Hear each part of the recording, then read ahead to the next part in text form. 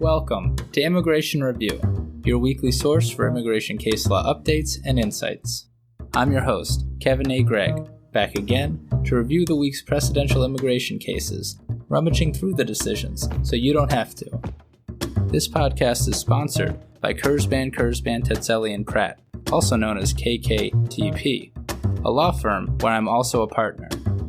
Whether you are facing an immigration obstacle, a serious injury, or a legal issue in your business, KKTP will aggressively protect your best interests. This podcast is also sponsored by DocketWise, an all-in-one immigration forms and case management solution trusted by thousands of immigration lawyers across the U.S. I really like DocketWise. It makes immigration applications easy by allowing the clients to provide information through simple online questionnaires that are shareable by text or email and available in multiple languages. Not only that, DocketWise provides a comprehensive group of case management features, including invoicing and calendaring, secure messaging, task management, and a lot more. You can learn all about DocketWise and receive a 10% discount on your subscription by heading to docketwise.com/immigration-review, so they know we sent you.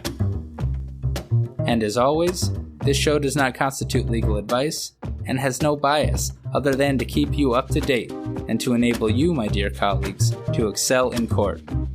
So, without further ado, let's start the review.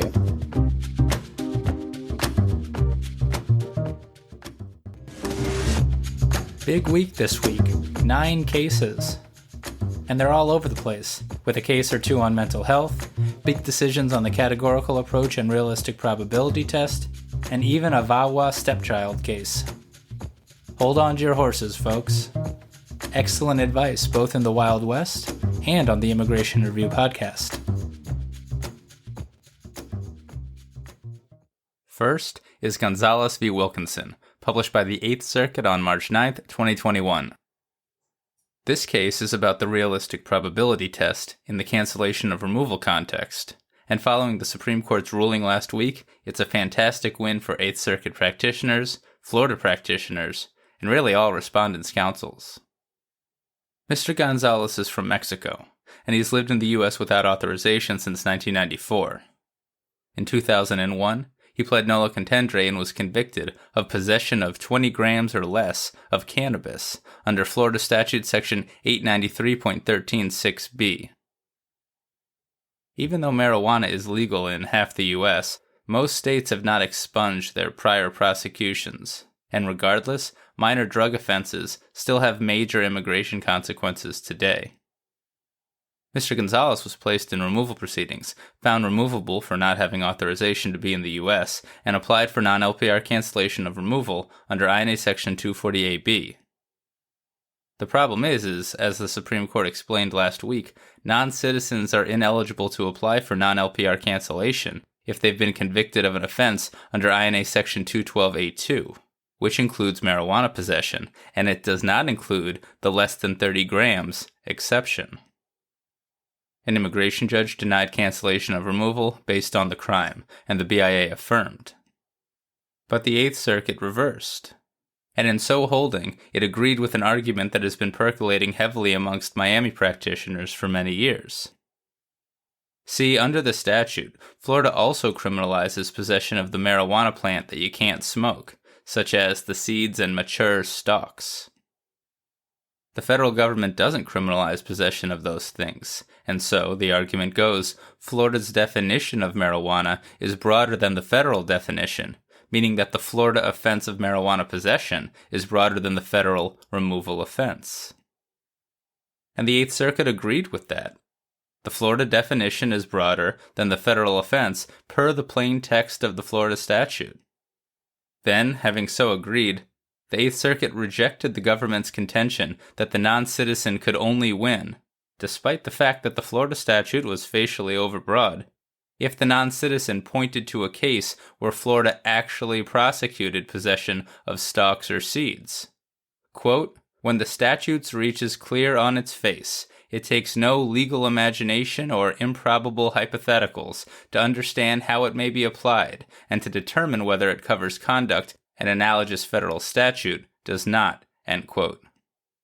Put another way, in such cases, the realistic probability test does not apply.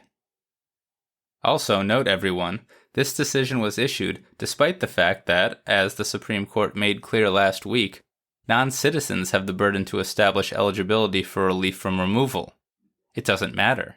The categorical approach is a legal analysis untethered to burdens, or so it would appear, and so it should be. Simply put, quote, in applying the categorical approach, state law crimes should be given their plain meaning, end quote.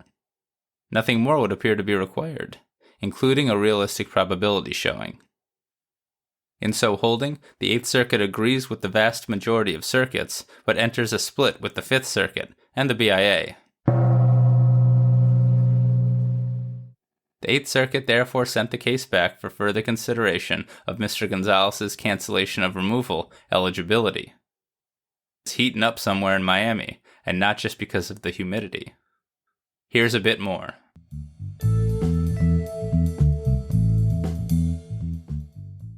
Although the Eighth Circuit didn't even cite the case, the BIA issued a contradictory holding in 2019 in matter of Guadarrama on this same issue and the same Florida statute. Also, I continue to stand by my belief that Guadarrama, which arose in the 11th Circuit, relies on an incorrect reading of how the 11th Circuit treats its own decision in Ramos v. U.S. Attorney General, and so Guadarrama should not be followed even in the 11th Circuit. Hint, hint, the Ramos decision applies the realistic probability test in a manner similar to the way that the Eighth Circuit does here. And remember, even if the realistic probability test was required, and it wasn't here, all we as practitioners would need to do is find one case, just one case, where someone is prosecuted in Florida for possessing seeds or stalks of a marijuana plant. If we do, matter of Guadarrama goes up in smoke everywhere. If you find the case, email me immediately. And that is Gonzalez v. Wilkinson.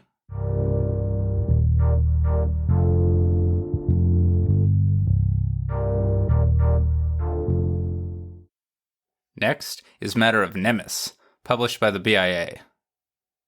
This is quite the complicated case, and not one that I should have read after a long Monday. But I did, so here we go. This case is about CIMTs and conspiracy offenses. Mr. Nemis was a lawful permanent resident from the Philippines, but he was convicted of an 18 U.S.C. Section 371 conspiracy to commit a Section 1546A offense. He left the United States, and upon his return, DHS treated him as an applicant for admission, rather than a green card holder, which it's allowed to do under INA Section 101A13C, if Mr. Nemis's conviction is a crime involving moral turpitude. An immigration judge found that the conviction was a CIMT, thereby making Mr. Nemis removable and precluding him from cancellation of removal. And in this decision, the BIA affirmed. As everyone knows, courts must apply the categorical approach to determine if a conviction matches the definition of a CIMT.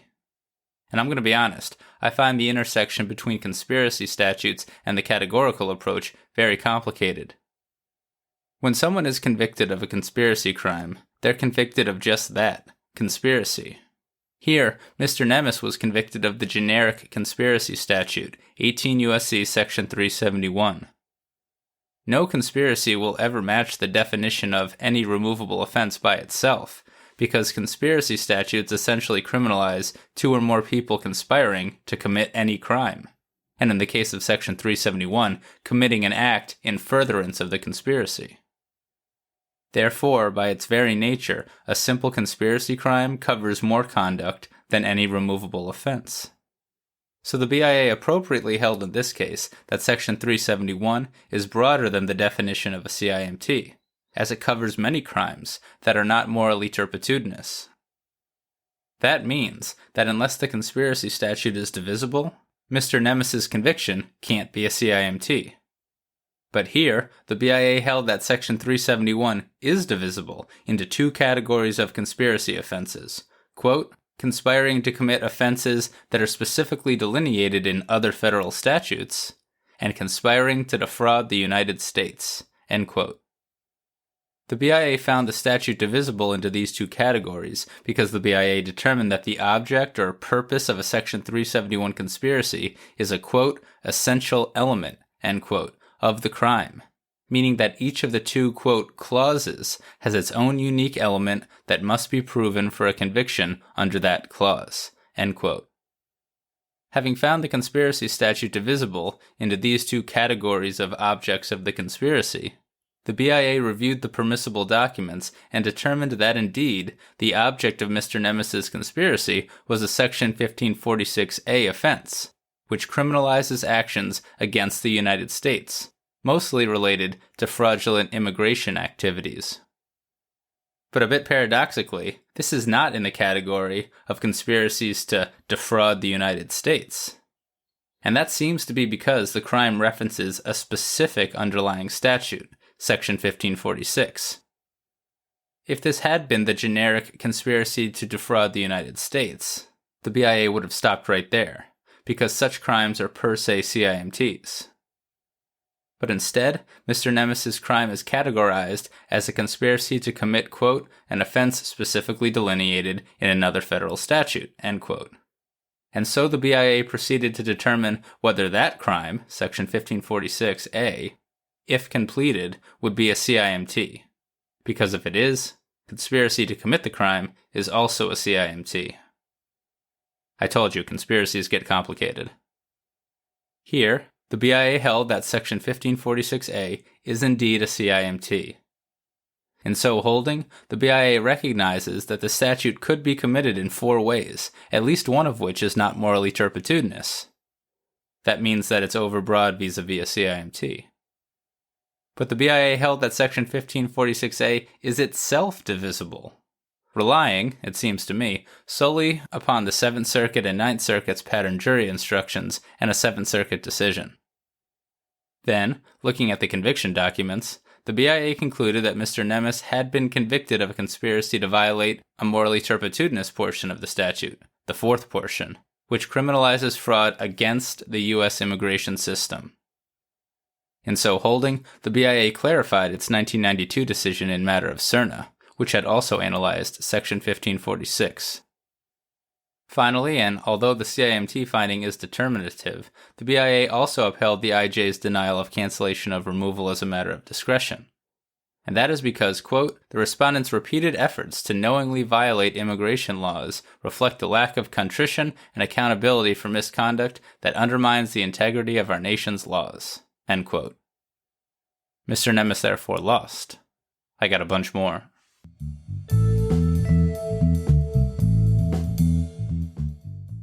To me, the divisibility analysis here doesn't quite make sense. As I mentioned a few months ago when the BIA did a similar thing in matter of Dictiar, I think the BIA is playing a bit fast and loose with the categorical approach. In this case, the BIA has determined that Section 371 is divisible as between generic conspiracies to defraud the U.S. and conspiracies to commit a bunch of other statutorily defined federal crimes, many of which are not CIMTs. Okay, fine. The conspiracy statute is divisible into 2 categories. But as I understand the categorical approach, that doesn't give the BIA a green light to then dig as deeply as it wants. Rather, it only permits the BIA to determine which of the 2 categories of conspiracy a non-citizen committed. If it wants to, as it did here, determine which of the statutorily defined federal crimes a non-citizen committed within that second category of conspiracy crimes, the BIA must first determine that that second category of conspiracies, the Other Federal Crimes Clause, is itself divisible, which I didn't see the BIA do here. Mr. Nemis's counsel and my colleague David Kim, who also has impeccable taste in Korean food by the way, has stated publicly that he'll be taking this case to the Second Circuit. Which makes sense because whether Section 371 is divisible and whether the BIA properly applied the modified categorical approach are questions to which the Second Circuit owes the BIA no deference. I look forward to reading the decision. Next, I worry that an overzealous DHS attorney will try to use the discretionary portion of this decision to argue against granting waivers, but that shouldn't be the case. By the BIA's own words, the discretionary denial here is limited to non-citizens who have engaged in, quote, repeated efforts to knowingly violate immigration laws, end quote.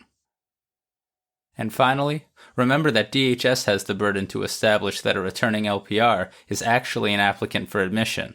So all that burden stuff from the Supreme Court's Paredes decision last week should apply to DHS when, as here, it has the burden to establish that the conviction is a CIMT. And that is matter of Nemis.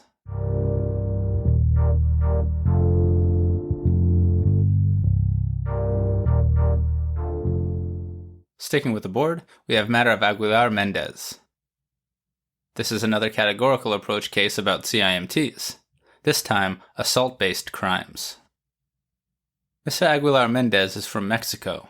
He's present in the U.S. without authorization, and he applied for non-LPR cancellation of removal in immigration court. However, shortly before his first hearing in 2014, he was convicted of assault by means of force likely to produce great bodily injury in violation of Section 245A4 of the California Penal Code. An IJ found that the crime was a CIMT and therefore barred him from relief from removal. And in this case, the BIA affirmed. It relied heavily on its 2017 decision, matter of Wu, where it held that the 2011 version of the same statute was a CIMT, then known as Cal Penal Code Section 245A1. But in 2012, California added subsection A4. Now, according to the BIA, subsection A1 defines assault with a deadly weapon or instrument other than a firearm, while subsection A4 describes assault by means of any force likely to produce great bodily injury. The previous version of the crime had all of that under one statute, which is what the BIA analyzed in matter of Wu. So, now that it's been split into two subsections, the BIA held that subsection A4, the other means of force section, is a CIMT, because it requires, quote, an intentional violent act with force likely to cause serious bodily injury that by its nature will directly and immediately cause the application of physical force to another, end quote. This matches the requisite mental state and harmful conduct required of a CIMT. It also involves an aggravating factor that makes it worse than regular assault: force capable of great bodily injury. Really, all of this follows matter of Wu. So the BIA held that the conviction was a CIMT, making Mr. Aguilar-Mendez ineligible for non-LPR cancellation. Mr. Aguilar-Mendez also applied for voluntary departure, which would require that he leave the U.S. for Mexico, but it would avoid a removal order and attendant consequences. And the BIA remanded there, based on the immigration judge's failure to weigh favorable versus unfavorable factors in this case. And notably, since Mr. Aguilar-Mendez's assault conviction, quote, was entered more than 5 years ago, it fell outside the good moral character period and does not bar him from seeking voluntary departure, end quote. The BIA also denied Mr. Aguilar-Mendez's Pereira-based motion to terminate. Not much else here, although I encourage you to review matter of Wu if DHS alleges that your non-fraud crime is a CIMT. The decision created sort of a spectrum for the analysis. The more culpable the mens rea required by the crime, the less vile the conduct must be, and vice versa. Lots of room to maneuver there. And that is matter of Aguilar-Mendez.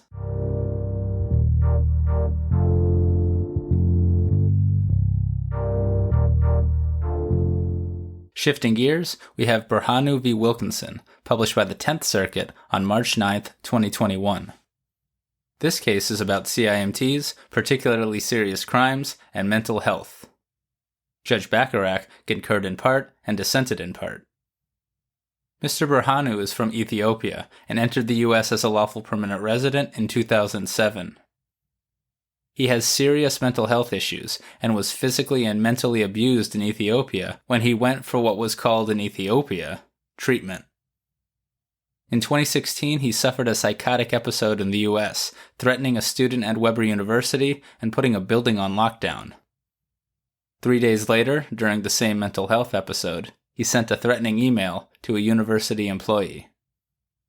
He was eventually charged with making threats of terrorism in violation of Utah Code Section 76-5-107.3, 1B-II, a third-degree felony.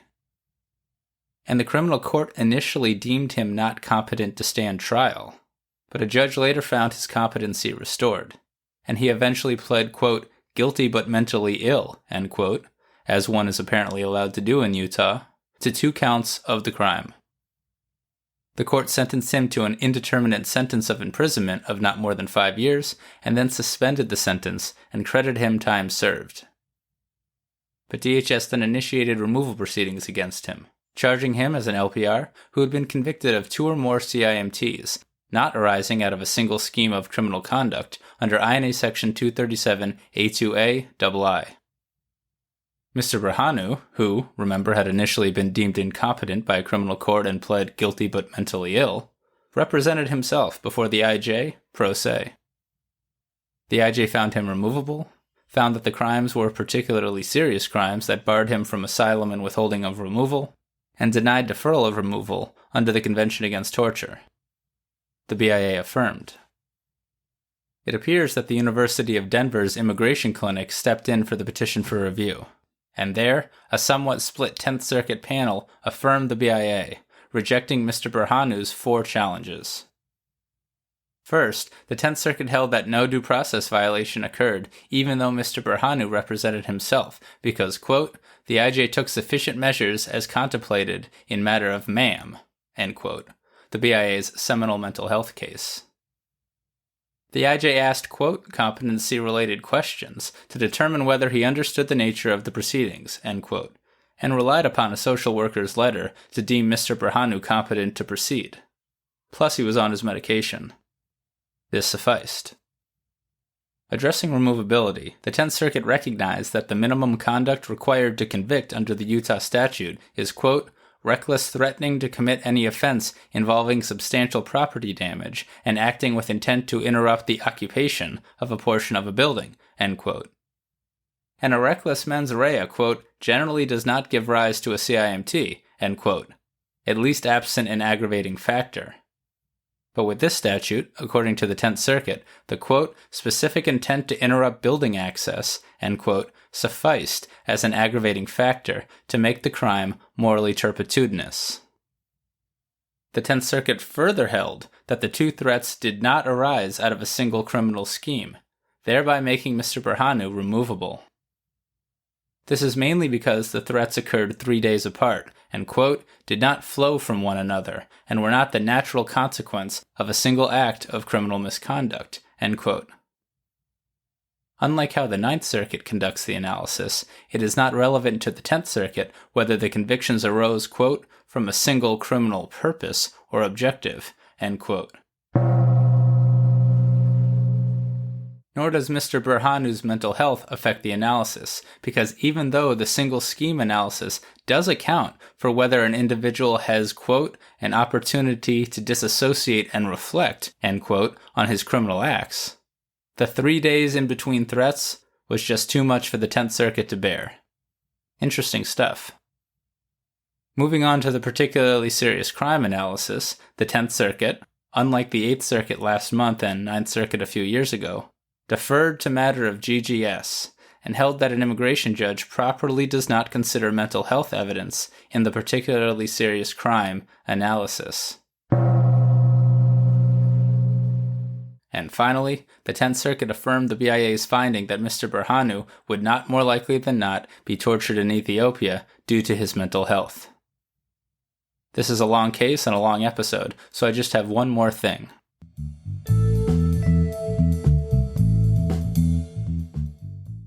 I'm going to say what I said last month when the 8th Circuit came out the other way in Shazi v. Wilkinson. Why did the 10th Circuit conduct a Chevron analysis at all with matter of GGS? As the 8th and 10th Circuit noted, the 9th Circuit didn't just disagree with matter of GGS in Gomez-Sanchez. It reversed and vacated on direct petition for review. So as a matter of law, doesn't matter of GGS no longer exist? The BIA never reissued it through another case in another circuit. So what is there for the 10th Circuit to defer to? Now, I'm not going to lie, it's giving me pause that 6 appellate judges and God knows how many good lawyers don't appear to have thought of the issue, or have deemed it so inconsequential that they haven't even mentioned it. But I still think I'm right. I feel like I'm taking crazy pills over here. Can anyone help me out? Bueller? And that is Birhanu v. Wilkinson.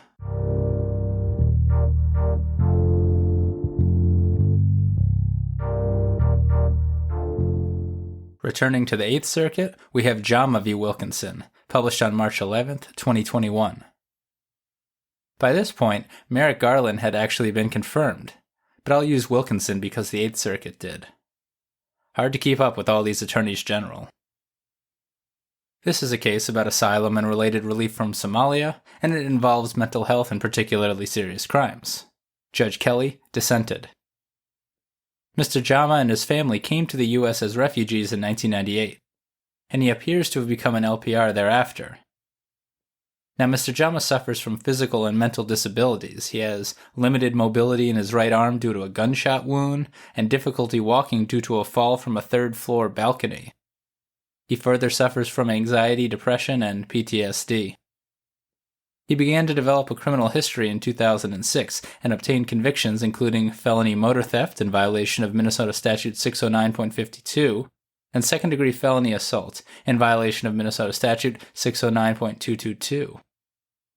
He was ordered removed in absentia in 2013, but he had his case reopened in 2018 based on a showing that he was in state prison at the time, which is a per se regulatory reason, understandably, to reopen an in absentia order of removal. In reopened proceedings, the IJ found that Mr. Jama's vehicle theft and felony assault convictions were aggravated felonies, making him removable and barring him from asylum relief.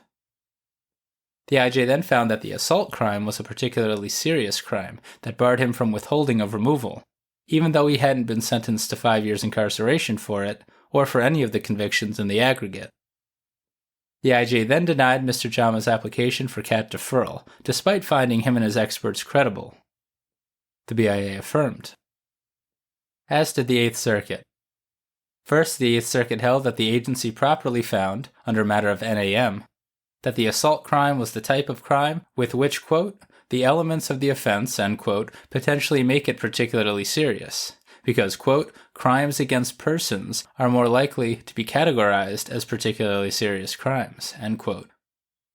And in conducting the full particularly serious crime analysis, the 8th Circuit affirmed that an IJ may rely on a police report, so long as the police report is, quote, reliable.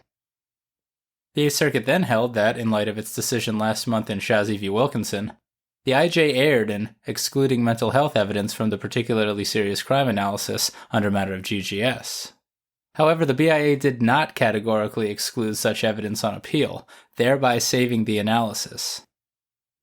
Dissenting Judge Kelly chastised the BIA for conducting impermissible fact-finding in this regard, but the majority disagreed.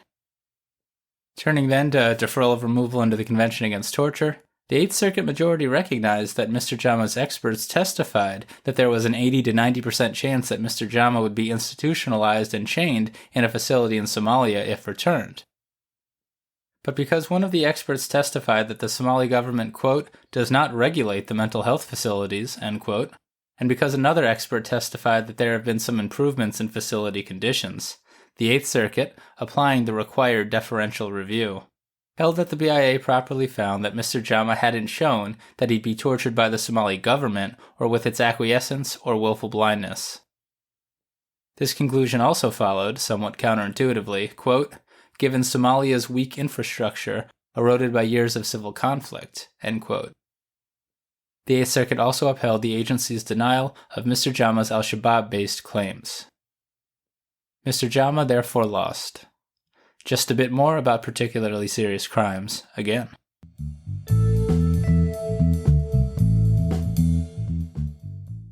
So with particularly serious crimes, and based on my research, crimes against persons are the only type of crimes consistently held to be the type of crime with which, quote, the elements of the offense, end quote, make it particularly serious under matter of NAM.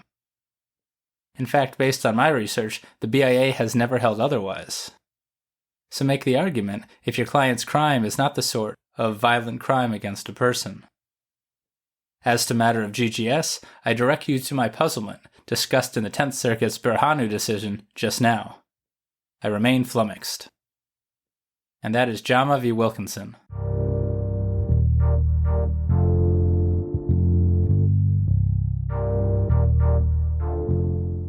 Next is Sanchez v. Garland, published by the 9th Circuit on March 11, 2021. Welcome to the podcast, Attorney General Garland. It's so nice to have you.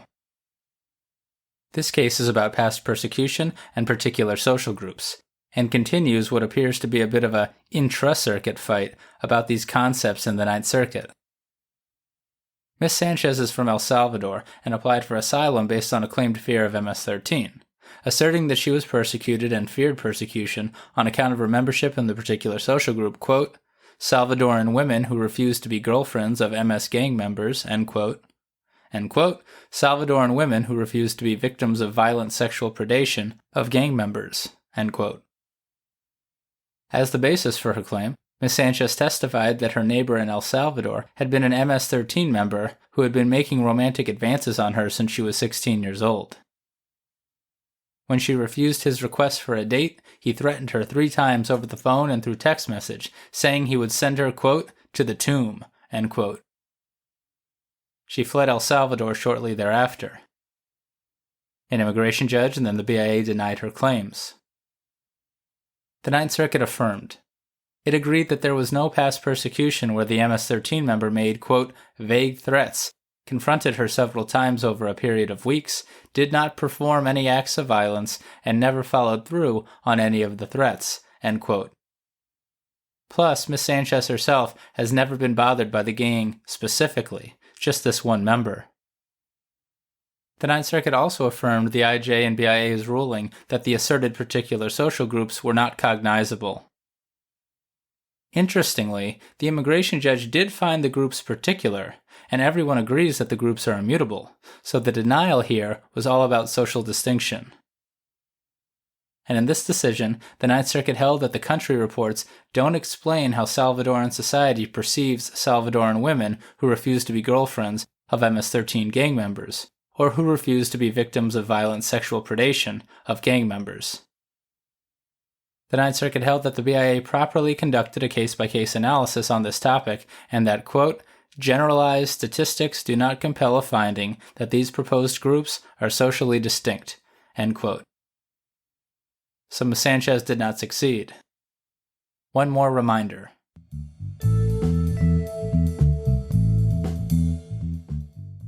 Case law regarding whether threats qualify as past persecution is kind of all over the place, including in the 9th Circuit.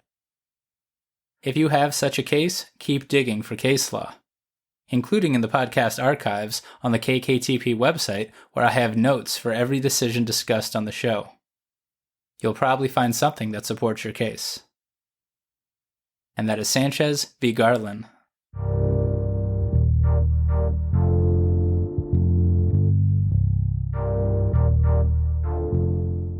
Next is Lucaj v. Wilkinson, published by the 1st Circuit on March 10, 2021.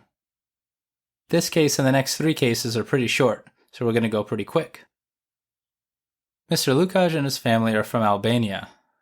The family entered the U.S. in 2001 after the Socialist Party of Albania won the countrywide elections against its rival, the Democratic Party of Albania, to which Mr. Lucaj was a supporter. An immigration judge denied asylum and related relief in 2006 after finding Mr. Lucaj's testimony, quote, rather unreliable, end quote, and the BIA affirmed. But the Lucajes were not removed, and in 2019, they filed their 3rd motion to reopen with the BIA, based on allegedly new evidence of a deterioration of country conditions in Albania, which, according to them, equated to new and changed circumstances material to their asylum claim. The BIA denied the motion, but the 1st Circuit reversed. In the 1st Circuit, among other things, a, quote, deterioration, end quote, of material country conditions will qualify as a reason to reopen an asylum case. And importantly, in the 1st Circuit, to adjudicate such motions, quote, the BIA is required to compare the evidence of country conditions submitted with the motion to those that existed at the time of the merits hearing, end quote. The BIA can't just generally say that the allegedly new conditions are merely a continuation of prior conditions, but instead, the BIA must engage with the evidence. This, the BIA, quote, refused, end quote, to do here. And that refusal was arbitrary and capricious, particularly as, among the evidence Mr. Lucaj submitted, was evidence that in 2019, the Socialist Party's, quote, corruption and connections with organized crime deterred the opposition party from even participating in the 2019 elections. It appears that Mr. Lucaj is having merely, quote, pointed out the two-sided post-2006 events as evidence of changed conditions, end quote, triggered the BIA's duty to engage with that evidence and compare the 2006 conditions to those at the time of the 2019 motion to reopen. Because it did not do so, the First Circuit remanded. Take note, Albanian asylum seekers. And that is Lucaj v. Wilkinson.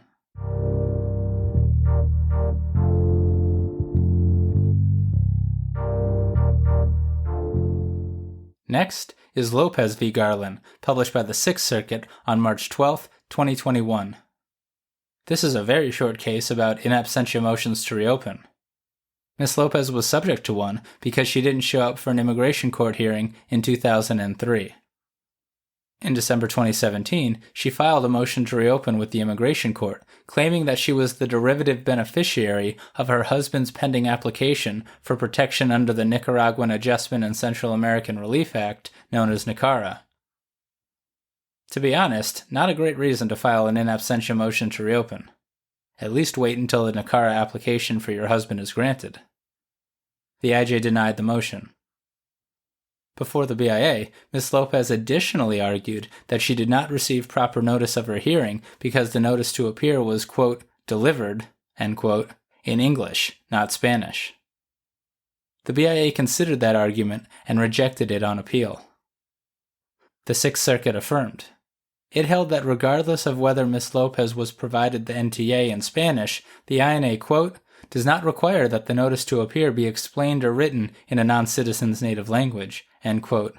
Rather, notice, quote, in English to a non-English speaker typically satisfies due process because it puts the non-citizen on notice that further inquiry is needed, leaving the non-citizen to seek help from someone who can overcome the language barrier, end quote. The Sixth Circuit held that it lacked jurisdiction over Ms. Lopez's remaining arguments, and so it dismissed the petition for review. Short case. And that is Lopez v. Garland.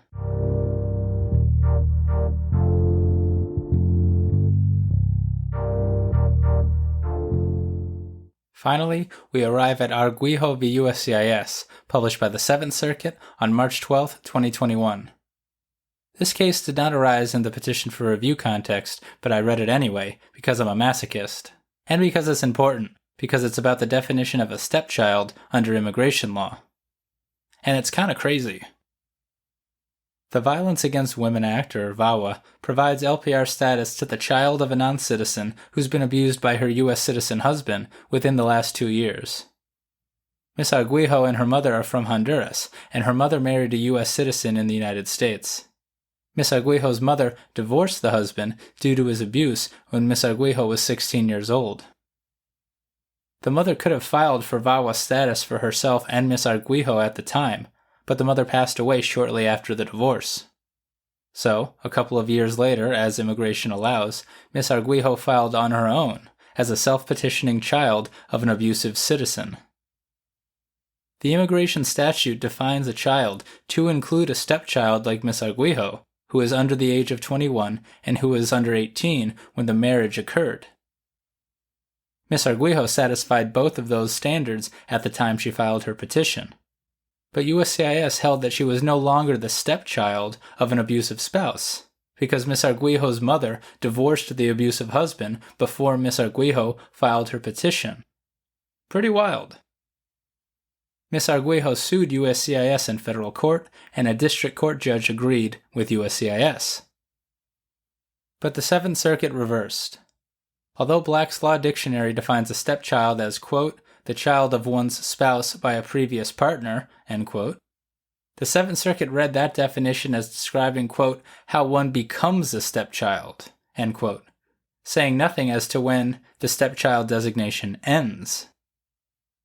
Then, looking to a bunch of laws and treatises, the Seventh Circuit, through some deep analysis, held that, quote, the statute does not create any out clauses except for the age limits.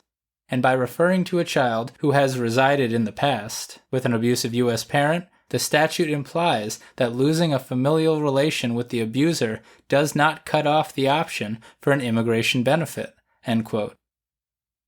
This is particularly so because, quote, termination of stepchild status would defeat the application of the substantive rule that abused stepchildren are entitled to an immigration benefit, end quote.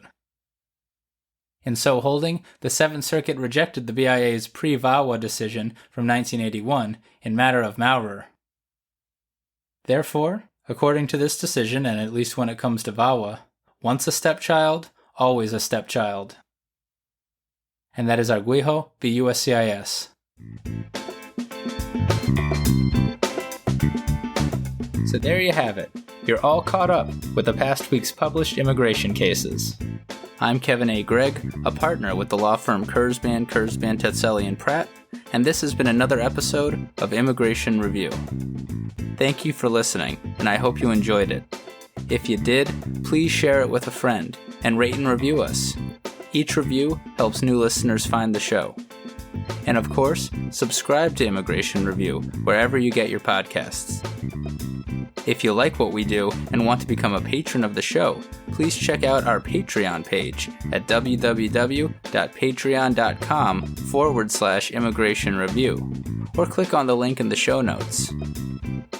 And if you're interested in an official Immigration Review CLE certificate for 5 credit hours, email me at kgreg@kktplaw.com with your full name and the episode numbers for the 10 shows you've listened to.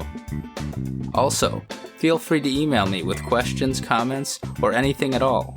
And follow the show on Instagram and Facebook at Immigration Review, and send us a tweet at ImReview. That's IMM Review.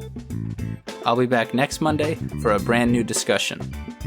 Until then, I'm Kevin A. Gregg, bringing you the Immigration Review.